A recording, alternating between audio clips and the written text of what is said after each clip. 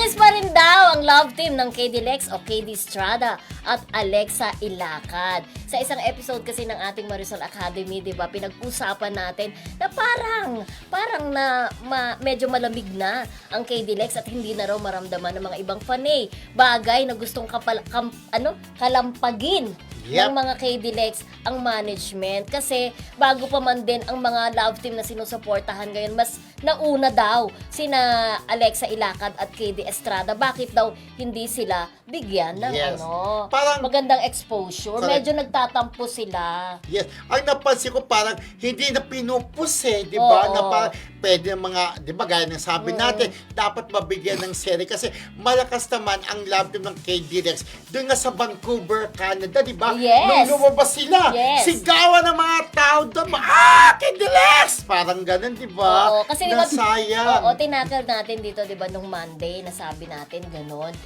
Yung palang tinakil natin, yung daw ang gusto nilang sabihin sa management. Correct, oo. Bakit daw tila pinababayaan na raw ang love team nung dalawa? Correct. Tutik na, alam mo, kapapanood ko lang kay Alexa Oo. doon sa show ni Luis. Ang sexy, ang ganda niya ngayon, di ba? Correct. Pero alam niyo, konting post na lang, talagang bobongga ng gusto din yung love team nila, di ba? Kaya lang yun nga, walang palampas, di ba? Nasa ano pa rin ba sila, musical variety show, hindi ko na rin alam. Oo, pero ang point naman, siyempre iba-iba naman ng reaction, pero ang taas ng views ng splice natin yun na. At saka ang dami ring ang nag-comment. Dun sa iba naman, kasi daw busy daw si KD, nakafocus daw sa studies niya. Okay. Samantalang si Alexa naman, pwede na rin naman daw, sa sobrang talented ni Alexa, pwede naman daw na mag-solo na lang siya. Yun naman ang ibang komento doon. Correct. Na yung iba na, Oo. okay na kahit walang kalab team. Pero ako mas gusto ko pa rin na love team muna sila.